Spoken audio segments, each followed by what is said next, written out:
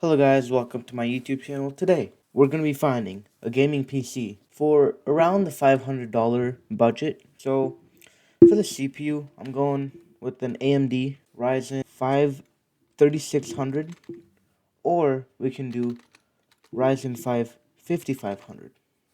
Either one will work, because what I looked at is the Ryzen 5 5500 is a 6 core and 12 thread, and that's $82.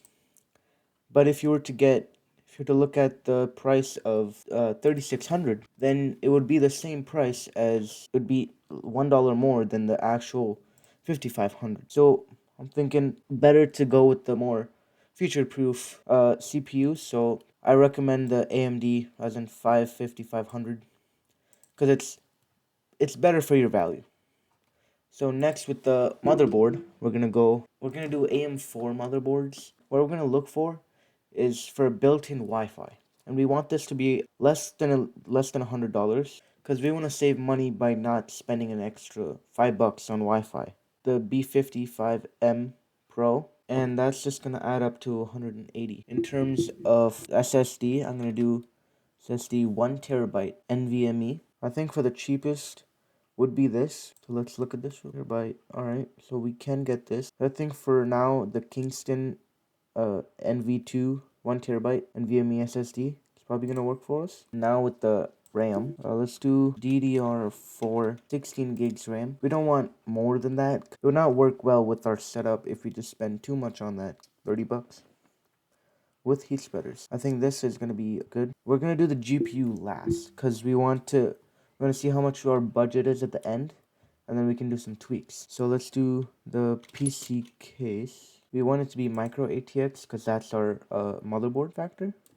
So this is just personal preference. I would go with a case which is under $60. So like one of these.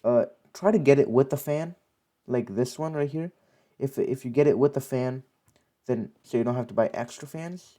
But if you want something really good looking and you want to spend that extra for fans, then you can. But for now, I think the one with fans is gonna work out well. So now let's do the power supply. Let's do 5500 watts, 80 plus bronze. So around $50 or $60 is a good power supply. If you go lower than $40, then it's gonna feel a little bit cheaper, but it still works. You just gotta be careful with what you buy. Like Thermaltake, yeah, I would buy that. I'm gonna go with AGW power supply.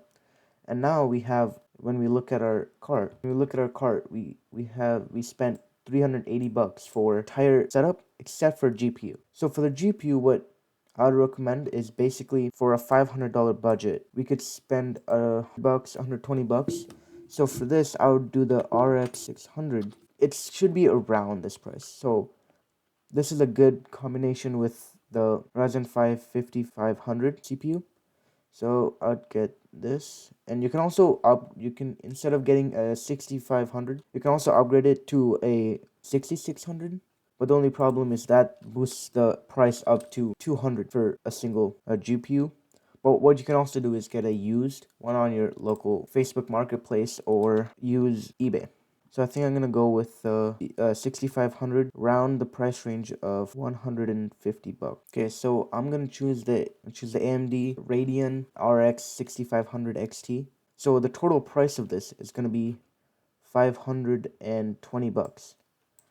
For a budget PC is actually good. And this is just one of the PC combinations I chose for you guys today. The other way you can get PC combination is going to java.gg. It's a good place where you can find value PCs. So right here, we're gonna go with. Well, first I'm gonna search for AMD because that's. So we're gonna look for something around the 500 price mark. If you can't find any, it's fine. But you also gotta look out for maybe some good PCs like this one. It has a RX 5500 XT. Most of these PCs on java.gg are going to be around the $600 mark. The other place you can also check is Newegg, but we can also do the same. We can try to find the same amount of stuff from the Amazon cart we just made onto here, but I think it doesn't make that much of a difference because they're valued at the same. So I'm going to show you guys a different PC combo. So we're gonna keep all of this the same. We're just gonna remove the GPU CPU, and we're gonna keep the motherboard, right?